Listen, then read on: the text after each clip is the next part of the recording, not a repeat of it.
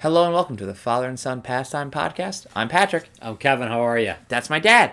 Dad, we are here to talk about the NL Central's off-season outlook of those 5 teams. We'll certainly be talking about the Reds, definitely the Cardinals, and unfortunately the Cubs.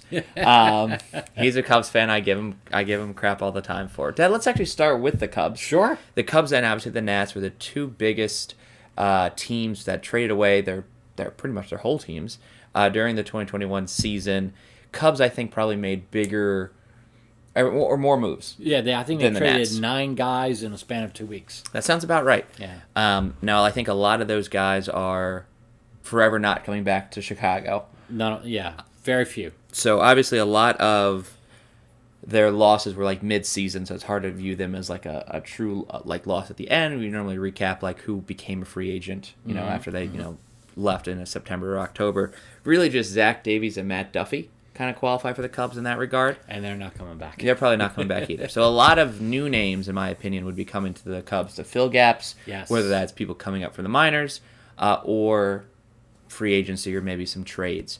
Obviously, the Cubs did have some high points. Ortega is a big center fielder. Hap and Wisdom, I think, are some names for the future. Schwindel. Yes, Frank the Tank Schwindel. Had a very good season. Yeah. So these names are new for Chicago fans. Hopefully they stay for a while and generate the seasons they did in 2021. And hopefully they can repeat their success. Dad, I'll let you kind of obviously take the Cubs here. What do they need? Will they be competitive next year? Is it rebuilding year for them? What is it? Jed's on track to do repair. They need pitching in the worst way.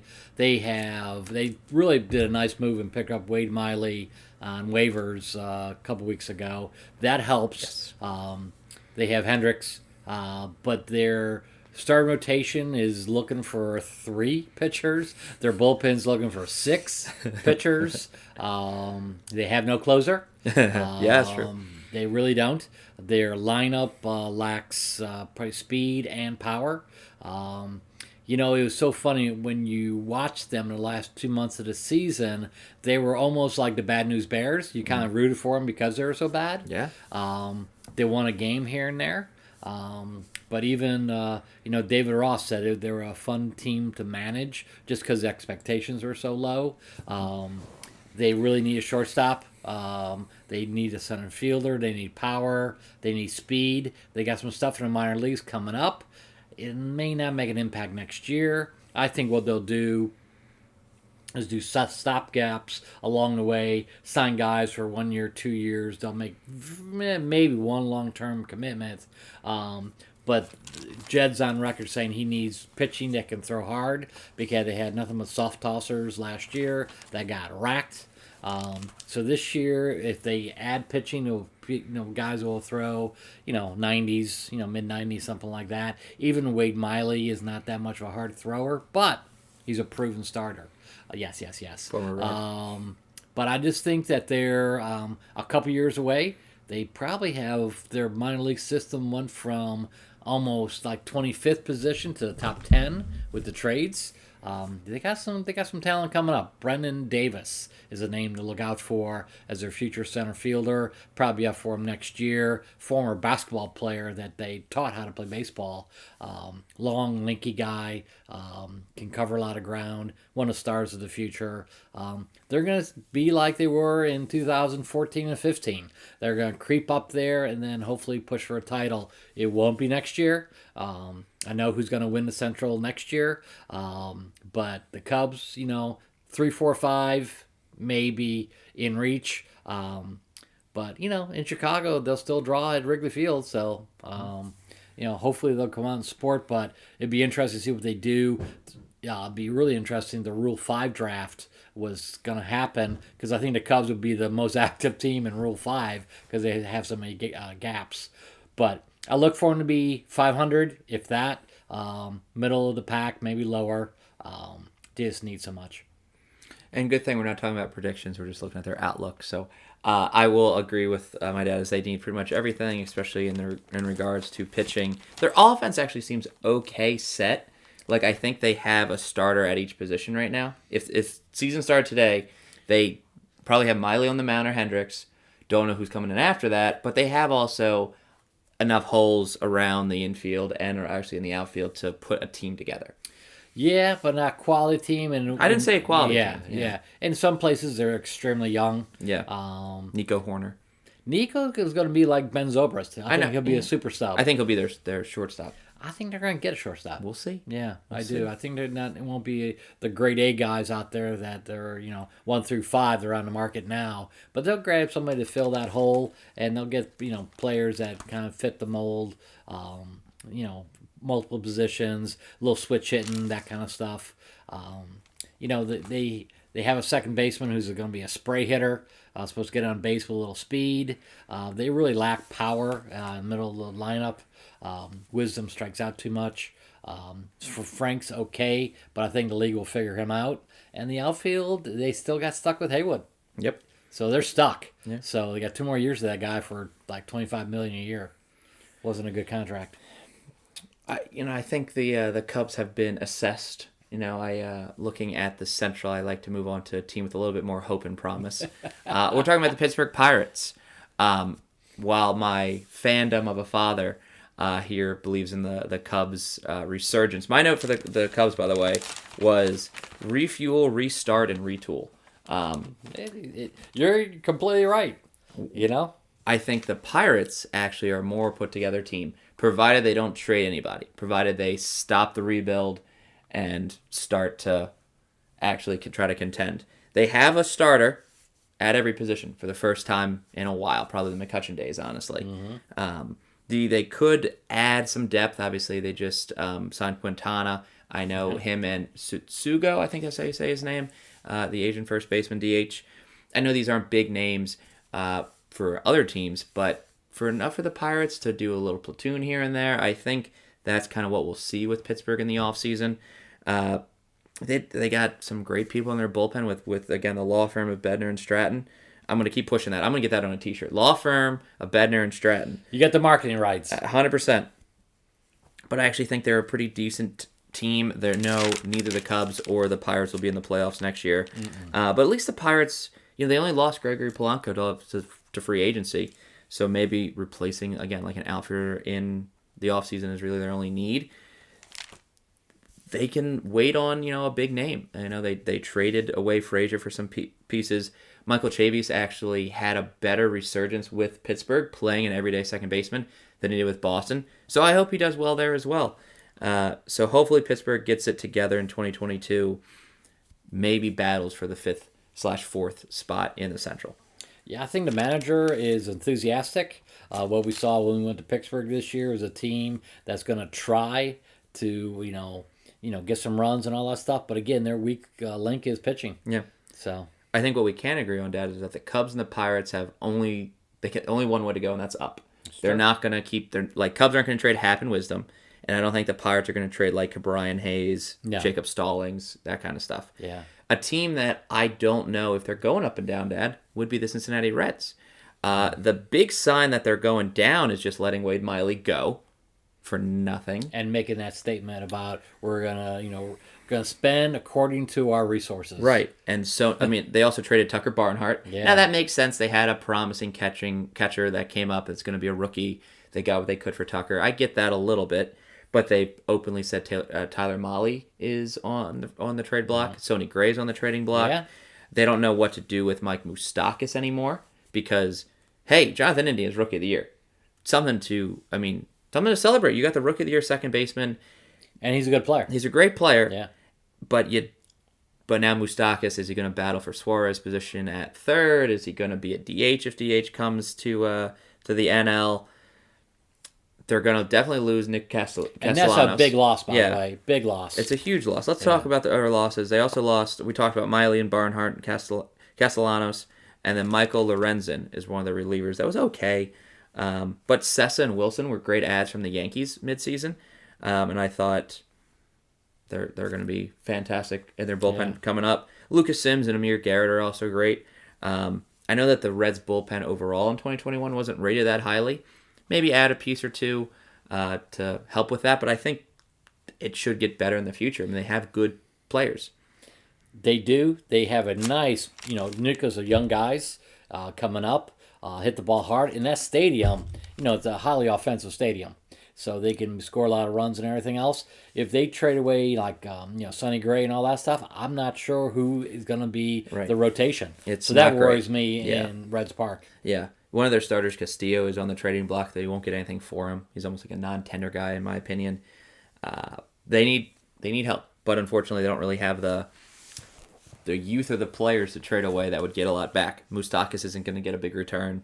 Their second baseman, center fielder Nick Senzel, the sensational Senzel that they thought was going to be something, really wasn't. Right. So they don't have a lot of trade chips. Maybe Jesse Winker's our only one. He hits a little bit of power. Right. Joey Votto is a first baseman, but he's, I think, a Red forever, as well as too big of a contract. He's getting older. I love Joey Votto. I just don't think he's a trade chip at this point.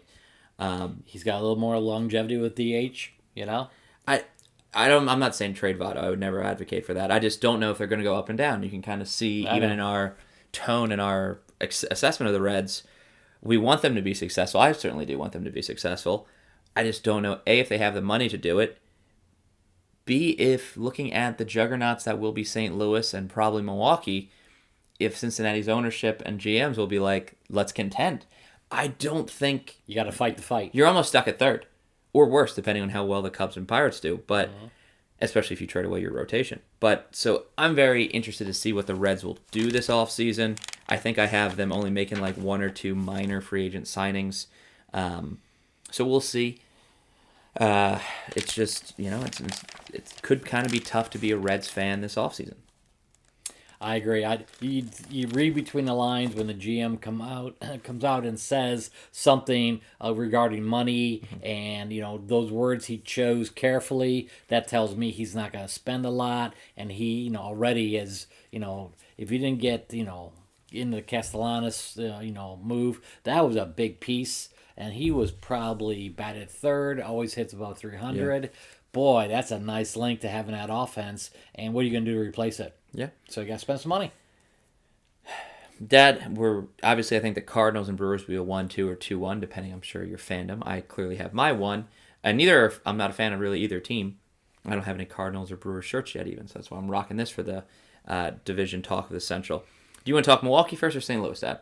I'd like to talk about St. Louis because I think they are going to be one of my favorites for next year. I think all the momentum is going upward for the Cardinals. They already have made some moves. I think they're going to make more moves. I have them making some tremendous moves this offseason. I think they're all in. Yeah. And if they pull what they pulled the second half of the season with 3 aging, soft-tossing pitchers, once they get some real pitchers in there, look out. Yeah. They got a lineup. I'm thinking they're going to win 95 games next year. Yeah, I think we're both all in on the Cardinals winning the Central. I know this is not necessarily a prediction podcast just yet, but looking at the Cardinals, like my dad was saying about the older... when they did the midseason trade, Dad, I talked about them being the retirement home of the Central. Well, now they're going to be the youth of the Central, I think. Lester and Happ are gone, that Kim pitcher's gone, and Wade LeBlanc are all gone. And now you have people that were in the Rookie of the Year contention, like Harrison Bader, Tommy Edman, not young nor old people, but true veterans of Nolan Arenado and Goldie. You have the best defensive team in baseball. Mm-hmm. That's not a debate. That's fact. They have 5 Gold Glovers just this season. Molina's in his last year of his contract. Waino's in his last year of his contract. It's starting to feel special in St. Louis. My notes for them, they needed to upgrade shortstop and get a pitcher. And there's plenty of shortstops out there. They already got Steven Matz, so I think they're probably done with pitching, especially if everyone's back and healthy like Flaherty. Dakota Hudson, hopefully he makes a strong appearance. I think their bullpen's pretty strong. I just think they should upgrade shortstop, try to trade Paul DeJong. Edmundo Sosa's been good, still kind of young, maybe ends up being like that utility second shortstop infielder. I think they make a splash for a big-name shortstop. But I think the Cardinals are poised to really challenge the Brewers, not only offseason, but entire future of that club. Yeah, I think they have the best outfield in the NL Central, maybe. Oh, yeah, definitely the NL Central. Yeah, I mean, there's just a bunch of guys that came up same time. They're athletic as hell. Bader has a great arm. I mean, for St. Louis, it's perfect outfield, and their lineup 1 through 8 is pretty impressive.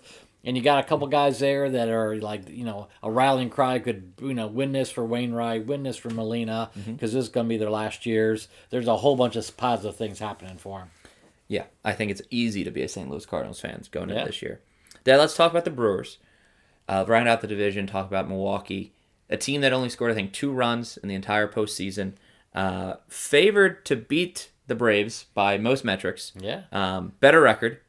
And just didn't even show up, in my opinion. Yeah, they have strong pitching, but their offense has really gone downhill. I think a lot of players are on their downhill slide rather than uphill slide, and that's not going to bode well futuristically for them. A lot of guys haven't come through, and it's hard to replace certain guys.